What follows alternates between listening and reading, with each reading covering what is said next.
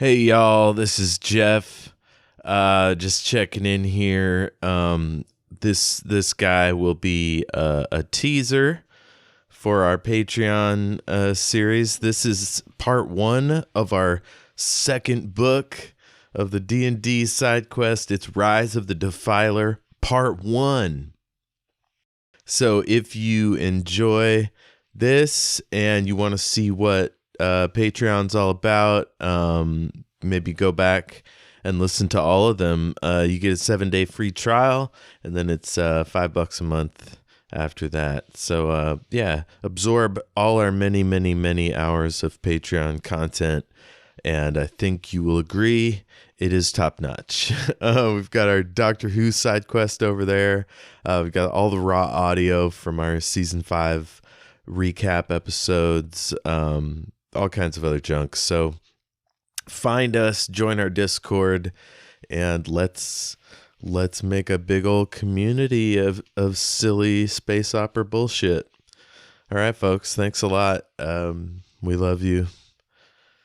Keep it rolling. I guess I'm the one that's supposed to start this thing, huh?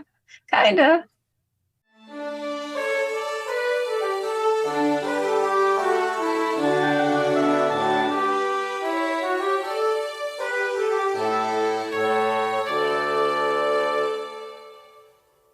Welcome back to Shattered Worlds RPG. I'm your lore master, Jeff, and with me tonight, Christy, Hello.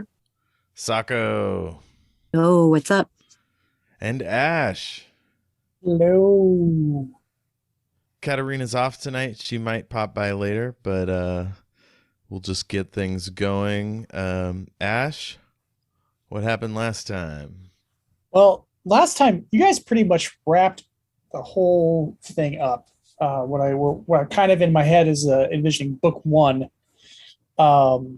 You rescued the Queen of Ahar from her demon possession, got rewards, had a little party, and then we're given some options of various things that are happening around the world that, or at least in the immediate vicinity.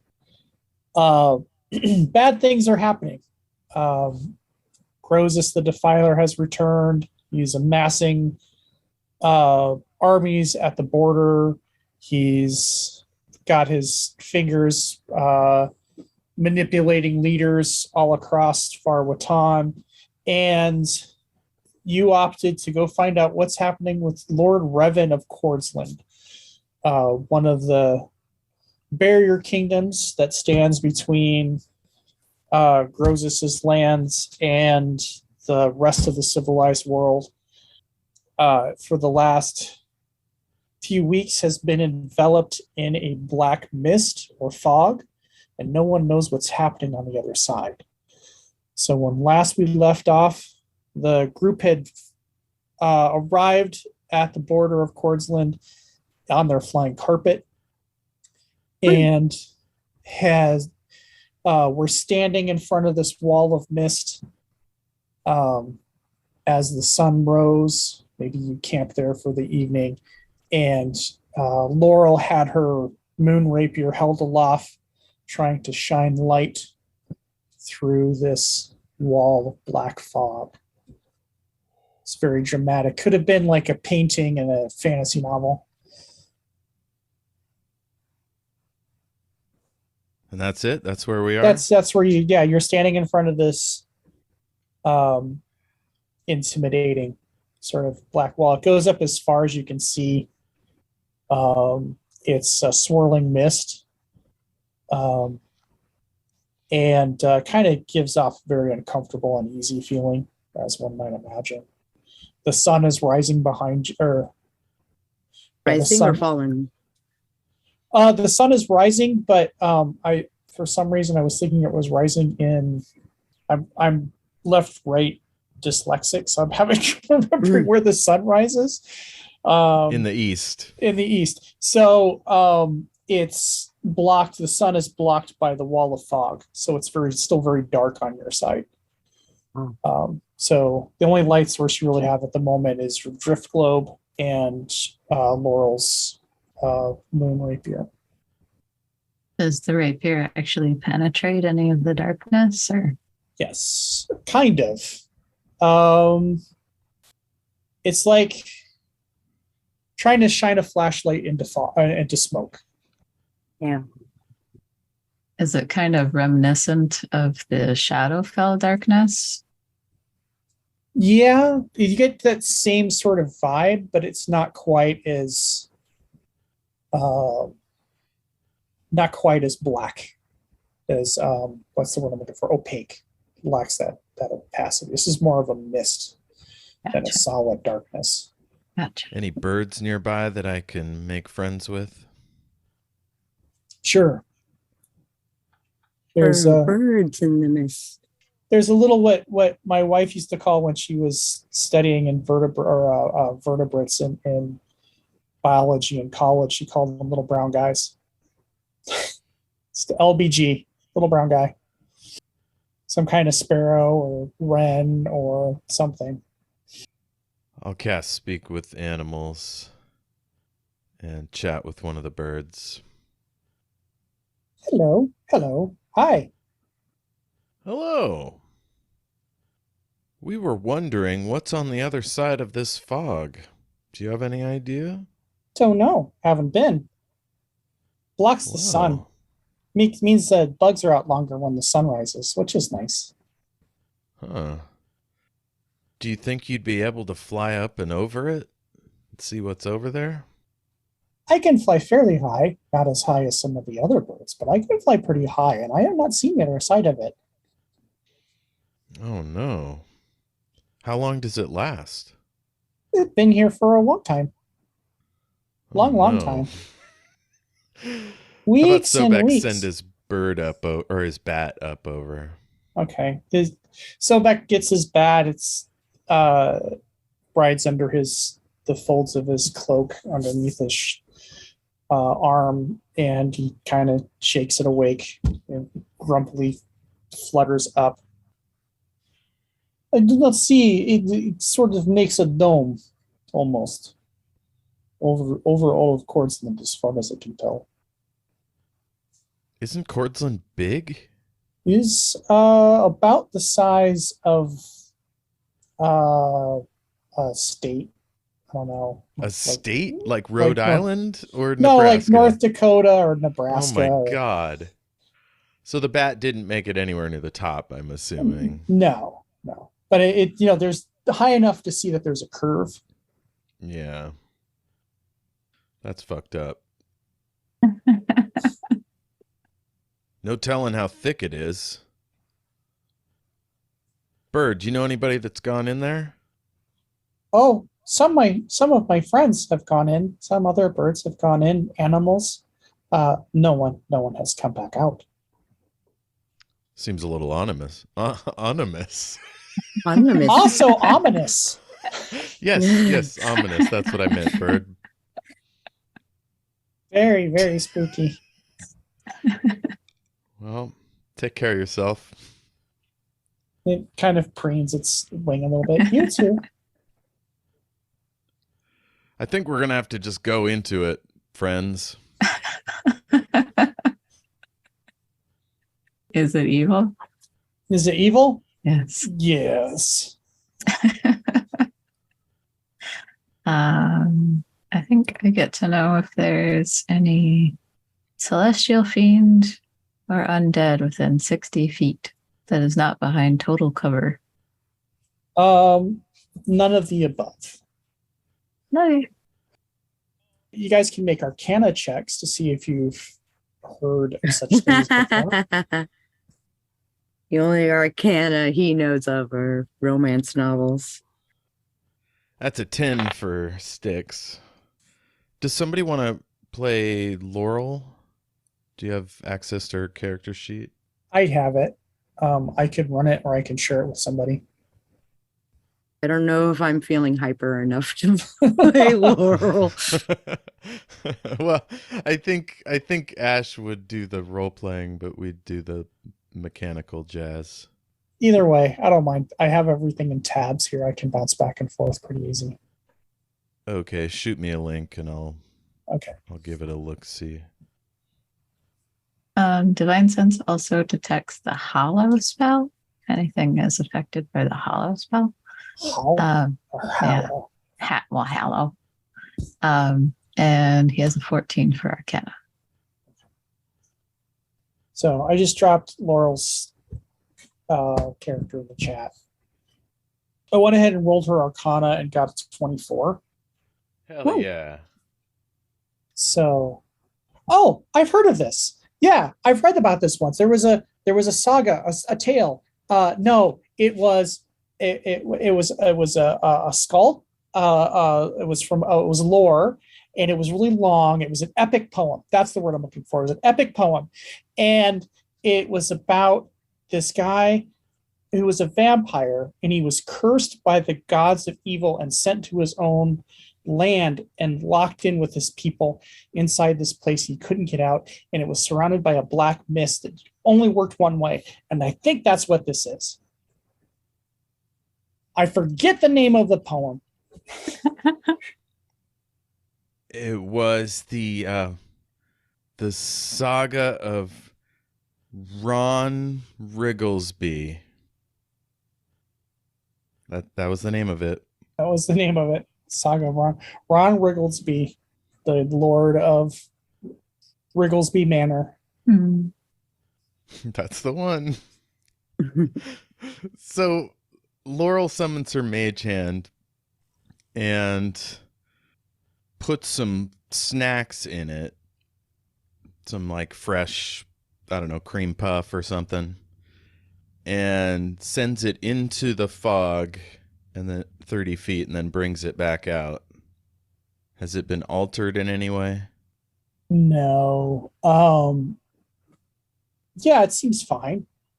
You didn't get any resistance, or I mean, it's a spectral hand, so nothing out of the ordinary. She takes a bite. Delicious, tasty snack. Okay. We're all looking at her expectantly. How's it taste? Tastes like cookies, which is good because it's a cookie. It'd be weird if it was a cookie and it tasted like a pie. Unless it was a cookie that was flavored like a pie. Pie flavored cookies would be delicious. We should get on that. Next chance we get, I'm going to take some baking classes, and I'm going to do that. Well, if you should perfect the recipe, I would be very interested. If any of us ever have time to take a baking class, I will be amazed. Laurel starts singing a song called Cookie Pie that she's making up on. Cookie pie, cookie pie. You're a pie that tastes like a cookie. All right. Well, Oh, I forgot. Before we left on our mission, could I have gotten a dog? You got your dog back, remember? Hell yeah. Good old Raziel. Yeah, Kura and the stone giant Delzom arrived. Delzom and Kura were heading toward the land of the giants, which is on the other side of Cordsland. Chitsor. And so they're ahead of you, maybe, or they went around. You don't know. But they visited, they stopped, they dropped off the dog and the goat, and then they left. Gotcha. So I'll send him in. Okay. You gonna send your dog in? Yeah, don't you remember? This is our standard operating procedure. No, I don't remember. Oh, I guess you weren't there in the goblin cave. No. Yeah, he likes to go on ahead, come back and report. Oh. That was it meta, that was adventure 1. Well, in that case, Matthias will cast Sanctuary on the dog instead of himself. All right. Oh, that's great. Does it last if he goes out of sight? It's I don't know that it gets that specific. No, it just Doesn't. says 1 minute. So Yeah. Oh, cool. That's fine. Yeah, it's not even concentration. It's just mm-mm. 1 minute. So the dog goes in. If you want, you can send Roz in. And it is not happy. It whines and whimpers, but does it. It is, you know, as it's told, because it was a good dog. He's a good boy, and it goes into the fog. And you think you hear it bark a couple of times, but do you have your psychic link with it? No, All right. I have to be able to see him for that. Okay.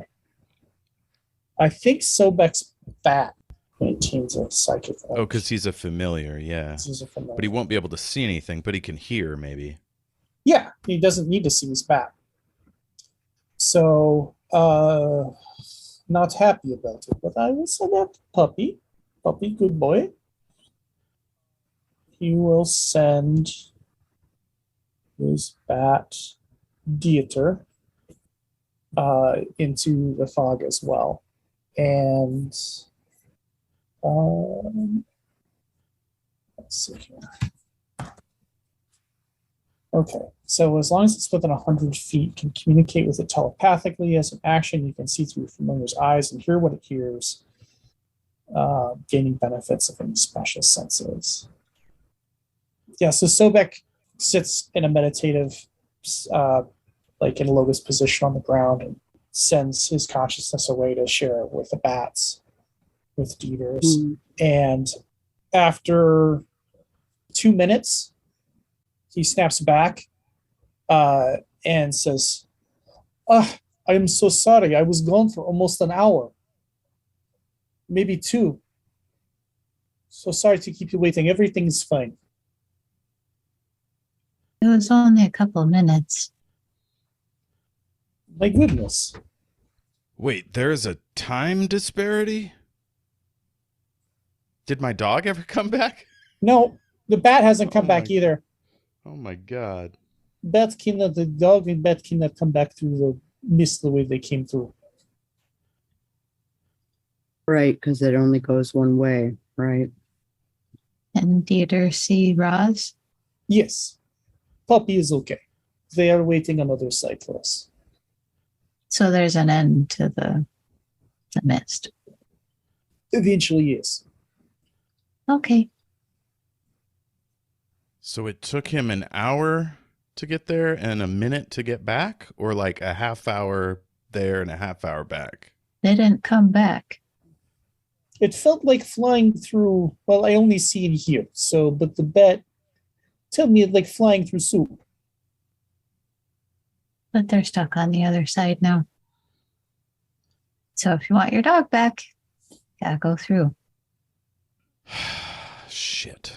All right, let's do it. That's okay. I got your back. Thank you, Chester. I appreciate you. Come on, let's go. And he kind of like shoves you towards the fog. Let's do it. So you're the first thing is that it's horribly disorienting the moment you enter the fog.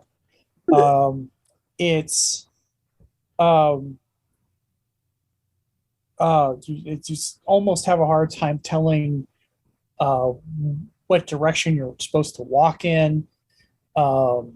It's also a lot like walking uphill through mud. It takes a lot of physical endurance to move through it. In fact, can I get constitution checks for everybody? Oh boy. Constitution. Matthias is holding Laurel's hand. Okay. Yeah, you guys should all be holding hands. So I Laurel think I got got an a 18. nat 20. a natural 20. Chester's like, whatever. Follow me. Laurel got an 18 and your boy Sticks, I forgot his name. Sticks got a 4. Okay. Oh no. Matthias has a 16. So everyone has, except for Chester, has exhaustion. Right now you have disadvantage on ability checks until you can have a short rest. And the longer you get the feeling, the longer you stay in the fog, the more exhausted you're going to be just moving through it. Should we run? But we're definitely going this way. Yeah, go ahead. Is the ground flat? No obstructions? As far as you can tell, it's just moving it doesn't even feel physically difficult so much as is emotionally and mentally difficult. It's hard to describe. So running wouldn't necessarily get me there any faster. Yeah.